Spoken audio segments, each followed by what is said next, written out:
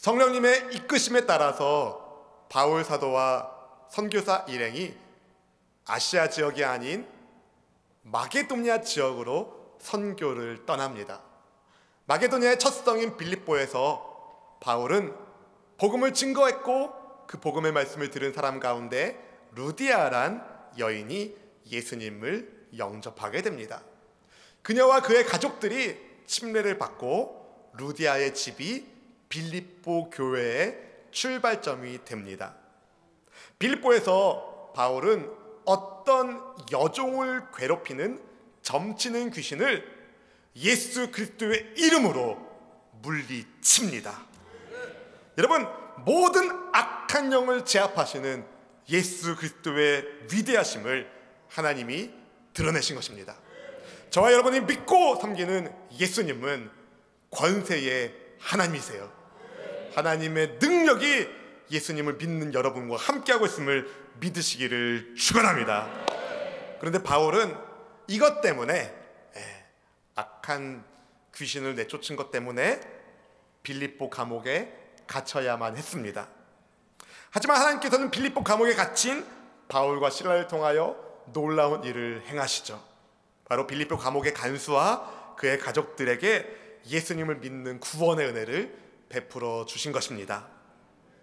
한밤에 바울과 실라가 구원받은 간수와 그의 가족들과 함께 야식을 먹으면서 하나님 믿는 믿음 안에서 크게 기뻐합니다. 여러분, 예수님 믿는 사람은 기뻐합니다. 여러분 안에 주 안에서의 기쁨이 넘치기를 주님의 이름으로 축원합니다. 여러분, 하나님 믿는 백성은요 밝습니다. 주님의 기쁨이 넘치니까. 여러분 삶이 날마다 주님께 감사와 찬송으로 기쁨을 노래하는 은혜가 있기를 주님의 이름으로 축원합니다. 날이 밝았어요. 바울과 실라가 이제 풀려날 때에 왜 로마 시민인 우리를 죄도 정하지 않고 함부로 다뤘냐는 이의를 제기합니다. 빌립보의 치안관들이 깜짝 놀랐어요. 로마 시민들을 함부로 다룬 자기들의 잘못을 알게 된 그들은 두려워하면서 바울과 실라에게 정중히 사과하고 그들을 모시고 나갑니다. 감옥에서 나온 바울과 실라가 루디아의 집에 들려 빌립보 성도들을 만나고 그들을 위로하고 격려한 다음에 이제 새로운 선교 여정을 출발해요. 빌립보에서 남서쪽으로 떨어진 약 50km쯤 떨어진 암비볼리를 지나서 거기서 또 남서쪽으로 약 50km쯤 떨어진 아볼로니아를 거쳐서 서쪽으로 60km쯤 떨어진 데살로니가에 도착합니다. 대략 160km 정도 떨어진 이 여행을 한 거예요. 그들이 도착한 데살로니가는요 아주 큰 대도시였습니다. 지금이야 뭐 몇만 모이는 소규모의 도시지만 바울 시대의 이 데살로니가는 엄청 큰 규모의 도시였어요. 마게도니아의 가장 중요한 항구 도시였고 로마 제국의 동과 서를 이어주는 아주 중요한 도로가 이 도시를 지나갔습니다. 알렉산더 대왕 누군지 아시죠? 우리 옆집에 사시나? 알렉산더 대왕이 이 마게도니아를 맡겼던 카산더에 의해서 세워진 건설된 도시가 바로 데살로니가인데, 이 사람이 그 알렉산더 이복 누이고 자기의 부인인 데살로니케를 기념해서 그 도시의 이름을 데살로니가로 정합니다. 주전 168년에 로마에 의해서 마게도니아 지역이 4구역으로 구분되는데 데살로니가는 두 번째 구역의 수도였어요. BC 148년에 로마가 데살로니가의 이 마게도니아 귀족들을 이탈리아로 추방하고 그 데살로니가 도시를 정치, 경제, 군사적 요충지가 되게 합니다. 로마 총독이 주재하는 데살로니가는 엄청 큰 대도시였고 그 도시 안에 유대인의 공동체가 있었어요. 바울이 데살로니가에 도착한 바울이 자기 가던 율례대로 관습대로 회당에 가서 복음을 전합니다. 본문 2절 말씀을 같이 한번 읽어봅니다. 2절입니다. 바울이 자기의 관례대로 그들에게로 들어가서 새 안식일에 성경을 가지고 강론하며. 아멘. 바울의 선교 전략은요 도시와 유대 회당 중심이었어요. 왜냐하면 더 많은 사람들에게 복음을 증거하기 위한 전략이었던 것이죠. 안식일에 회당에 들어간 바울은 메시아를 기다리면서 구약의 율법을 읽고 있는 유대인들에게 예수님이야말로 당신들이 믿고 기다리고 있는 메시아시다. 예언된 말씀의 성취자가 바로 예수님이시다. 예수님이 구원자이심을 전합니다.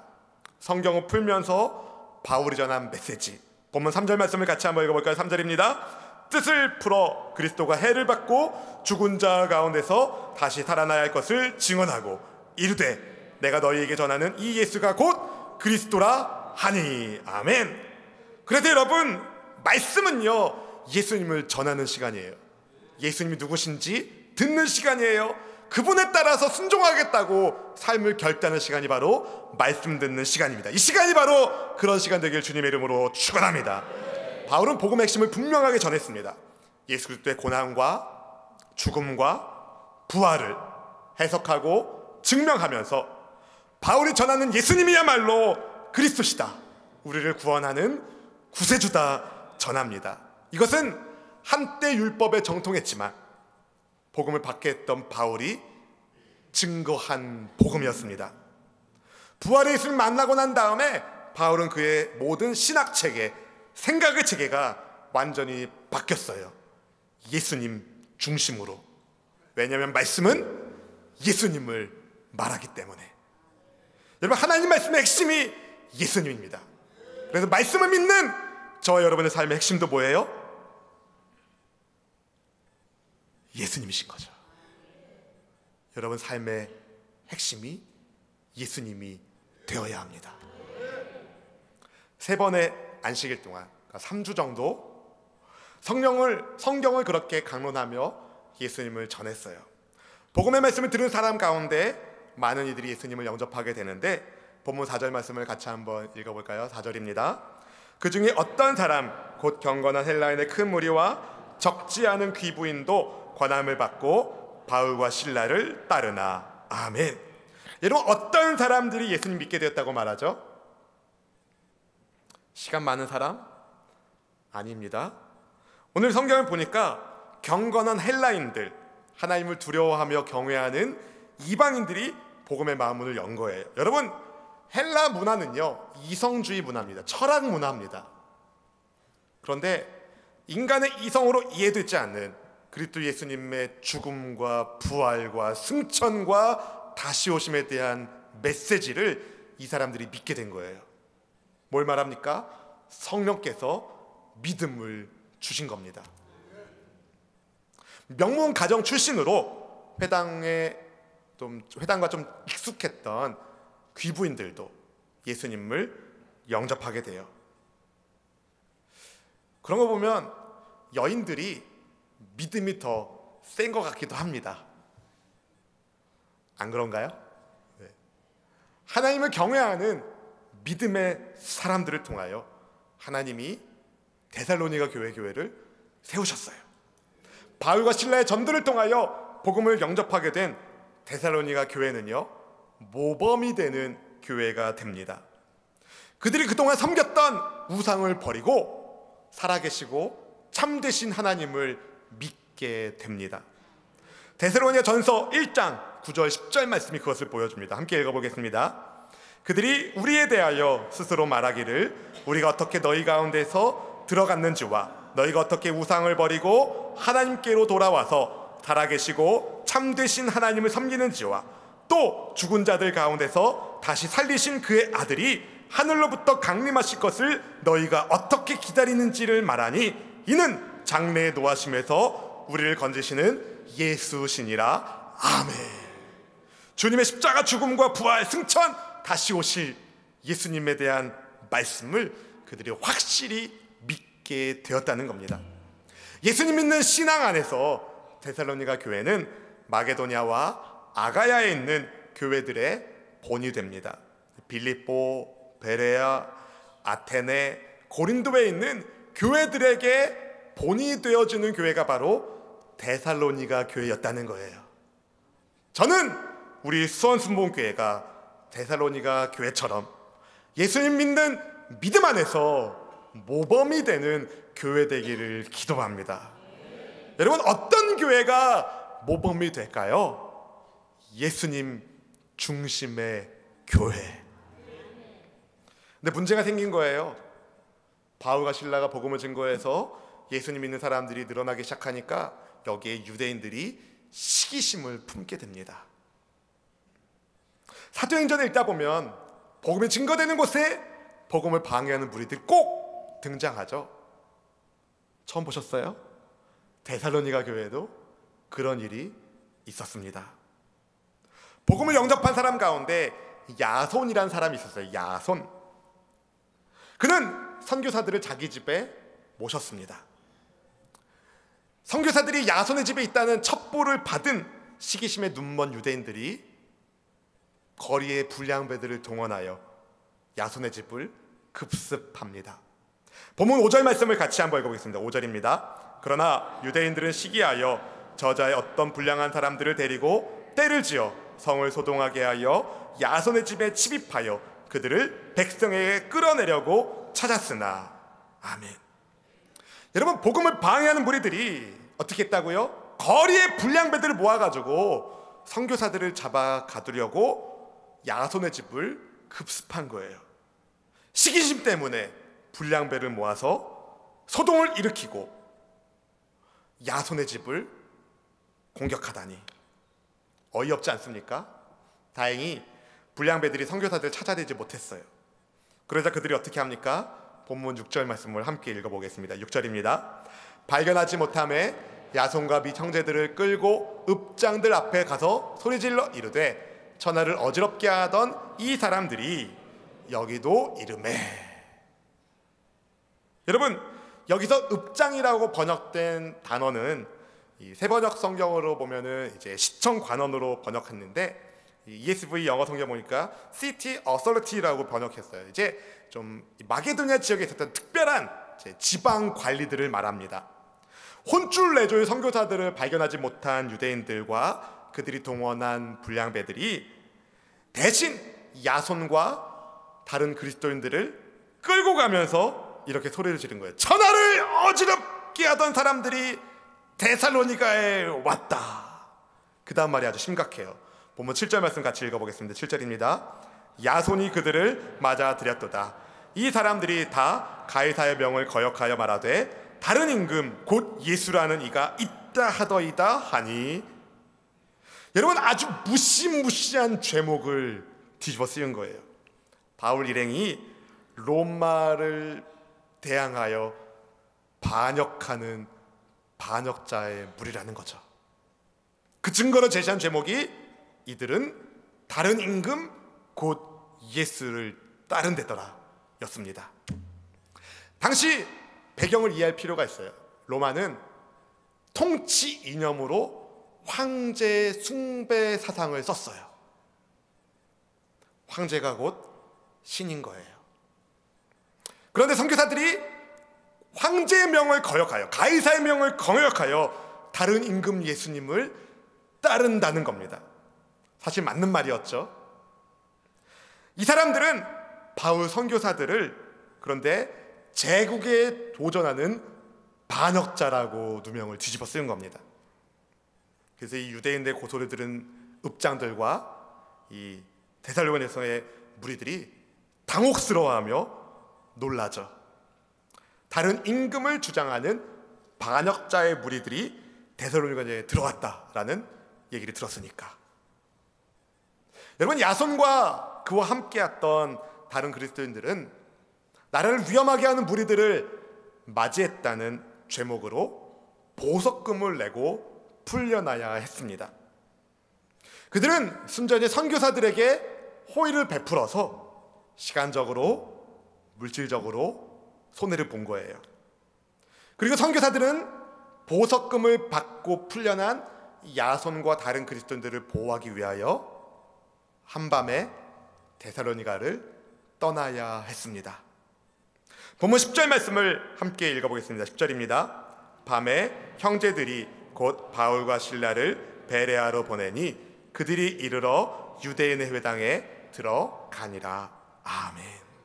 여러분, 밤중에 도망치듯 길을 떠난 바울과 실라의 마음은 어땠을까요? 성령님이 가라고 해서 온 마게도냐 선교길인데 너무 어려운 일이 많은 거예요. 특히 데살로니가 교회가 얼마 되지도 않는데 교회 성도들 두고 떠나야 되는 바울과 실라의 마음이 어떻겠습니까? 타들어갔겠죠. 그래서 바울이 다시 데살로니가를 방문하려고 했어요. 그런데 여건이 허락되지 않아서 어쩔 수 없이 아테네에서 디모데를 데살로니가로 보냅니다. 데살로니가 교회가 어떻게 됐는지, 성도들이 어떻게 됐는지 염려되었기 때문에. 그런데 데살로니가를 다녀온 디모데가 어떤 소식을 가지고 왔을까요? 좋은 소식을 가지고 왔어요.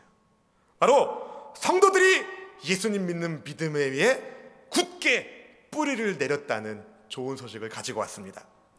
데살로니가전서 3장 6절부터 8절까지 말씀 우리 같이 한번 읽어봅니다. 지금은 디모데가 너희에게로부터 와서 너희 믿음과 사랑의 기쁜 소식을 우리에게 전하고 또 너희가 항상 우리를 잘 생각하여 우리가 너희를 간절히 보고자 함과 같이 너희도 우리를 간절히 보고자 한다 하니 이러므로 형제들아 우리가 모든 궁핍과 환난 가운데서 너희 믿음으로 말미암아 너희에게 위로를 받았노라. 그러므로 너희가 주 안에서 굳게 선즉 우리가 이제는 살리라. 아멘. 바울의 마음을 안심하게 하는 기쁜 소식을 디모데가 가지고 온 거예요. 디모데가 가져온 소식, 데살로니가 교회의 성도들이 주 안에 굳게 서 있습니다. 여기에 대해 감사하는 마음으로 바울이 데살로니가 교회의 성도들에게 편지를 쓰는데 그 편지가 바로 데살로니가 전서가 되는 겁니다. 여러분, 오늘 본문을 통해서 우리가 알 수 있는 것이 몇 가지가 있어요. 첫째는 복음이 전해지는 곳에 예수님 믿고 구원받는 성도가 생긴다입니다. 그래서 우리는 복음을 전해야 합니다. 둘째는 복음이 전해지는 곳에 복음을 방해하는 세상의 무리들이 있다는 거예요. 그래서 복음을 증거할 때 방해하는 일이 있다 하더라도 여러분 낙심하지 마십시오. 잘하고 있는 거예요. 셋째는 그런 방해에도 불구하고 예수님 믿는 성도는 계속하여 복음을 전한다는 것이고, 네 번째는 하나님께서 그들을 통하여 주님의 나라를 확장하신다는 겁니다. 복음 전하는 사람들을 보호하시면서. 여러분, 바울과 실라는 왜 멈추지 않고 복음을 전했을까요? 주님의 명령이니까. 근데 그 주님이 누구예요? 바울과 실라의 왕인 거예요. 임금님이신 거예요. 그래서 그들은 왕이신 예수님을 전하는 일에 최선을 다했습니다. 바울과 실라를 헤아려 했던 무리들이 주장한 것, 세상 임금이 아닌 다른 임금 예수님을 모시며 사는 삶을 바울과 실라가 그대로 살았던 것이죠. 여러분, 우리도 왕이신 예수님을 섬기는 하나님의 백성입니다. 믿으시는 분은 아멘. 여러분, 우리는요 세상 사람들과 왕이 달라요. 세상 사람들이 섬기는 왕을 우리는 섬기지 않습니다. 우리는 예수님을 왕으로 섬깁니다. 누가복음 20장 25절에서 예수님께서 이런 말씀을 하셨어요. 이르시되 그런즉 가이사의 것은 가이사에게, 하나님의 것은 하나님께 바치라 하시니. 여기서 여러분에게 질문합니다. 여러분은 누구 거예요? 따라 볼까요? 나는 하나님의 거다. 왜 그럴까요? 왕이신 예수님께서 자기 생명값을 십자가 위에서 지불하셔서 사신 백성이 나니까. 나는 예수님 겁니다. 우리는 예수님의 소유입니다. 믿으시는 분은 백도아멘. 그래서 베드로전서 2장 9절 말씀이 이렇게 말하는 거예요. 같이 한번 읽어볼까요? 그러나 너희는 택하신 족속이요 왕같은 제사장들이요 거룩한 나라요 그의 소유가 된 백성이니 이는 너희를 어두운 데서 불러내어 그의 기이한 빛에 들어가게 하신 이의 아름다운 덕을 선포하게 하려 하심이라. 아멘. 너는 택한 족속이요 왕같은 제사장이며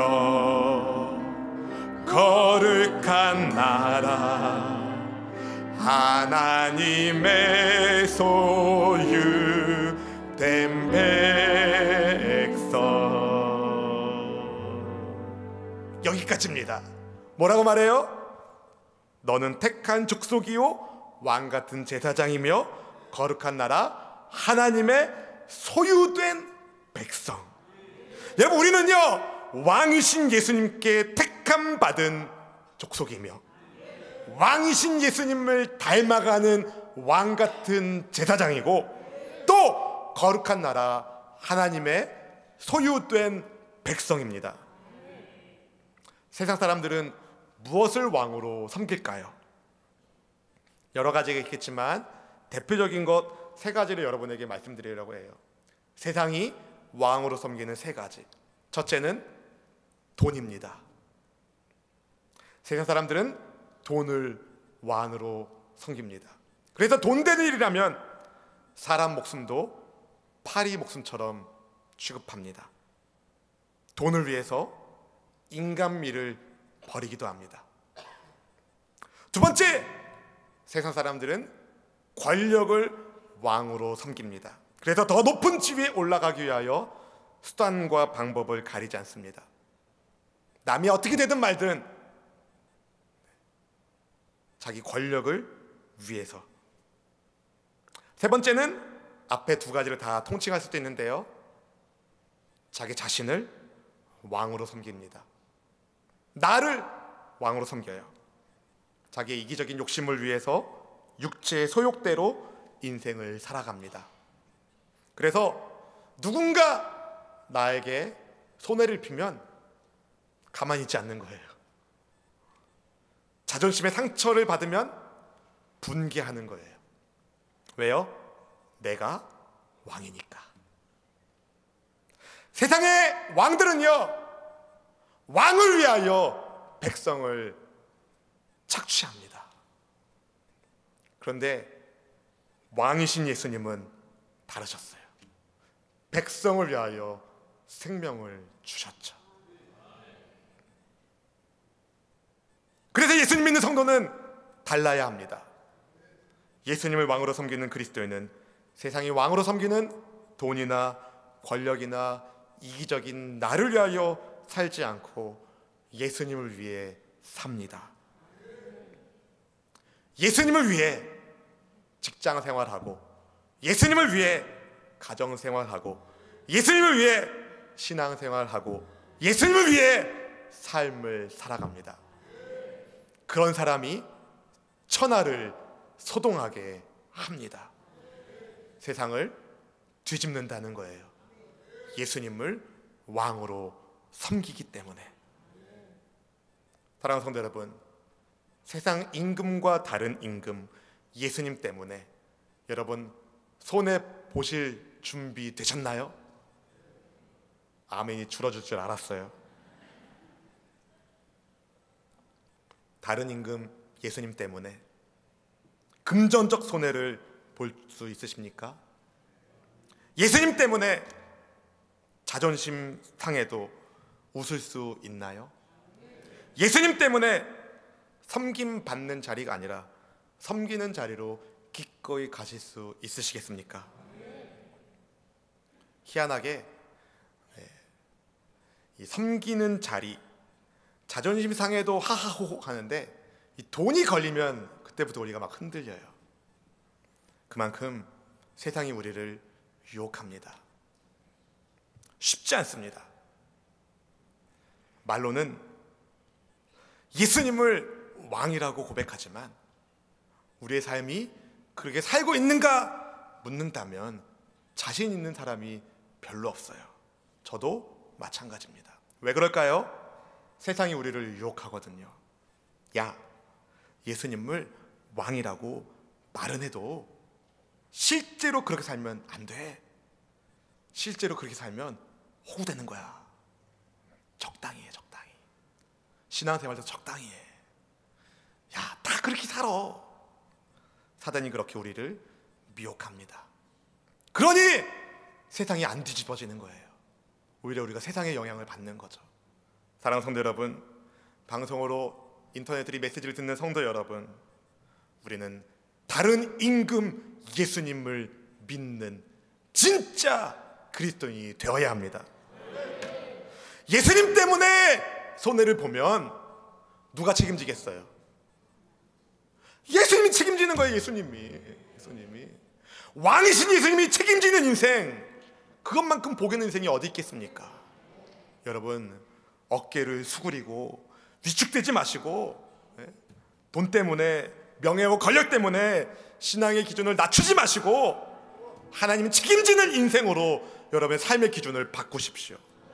여러분, 하나님이 책임지는 인생만큼 성공적인 삶이 어디 있겠습니까? 하나님이 책임지는 인생. 여러분, 바울과 실라를 가리켜 그들을 반대하는 무리들이 선교사들을 천하를 어지럽게 하는 사람이라고 누명을 쓰였지만 이 말은 사실 맞는 말이었어요. 세상 사람들이 볼 때에 그리스도인은 다릅니다. 왕이 다르니까. 오늘날 세상을 변화시킬 하나님의 백성을 주님이 찾고 계신데, 혹시 우리는 세상을 변화시키는 사람이 아니라 세상에 물들어가고 있진 않은지 여러분 다시 한번 내 자신을 돌아봐야 됩니다. 세상을 변화시키는 하나님 나라의 백성으로 함께 일어나길 원합니다. 위로부터 오는 능력을 힘입어서 새 사람이 되어서 부디 여러분을 통해서 하나님의 뜻이 하늘에서 이루어진 것처럼 이 땅에서도 이루어지기를 주님의 이름으로 축원합니다. 여러분, 직장인이면 여러분의 직장이 하나님 나라가 되도록 그곳에서 예수님을 왕으로 섬기십시오. 사업을 경영하는 비즈니스맨이라면, 비즈니스우먼이라면 여러분 사업장의 최고 CEO 회장님을 예수님으로 모시십시오. 아멘. 가정에서, 학교에서, 일터에서 예수님을 왕으로 섬기는 사람을 통하여 주님이 하나님 나라를 새롭게 하실 것입니다. 예수님이 나의 왕이십니다. 한번 따라해볼까요? 예수님이 나의 왕이시다. 함께 찬양합시다.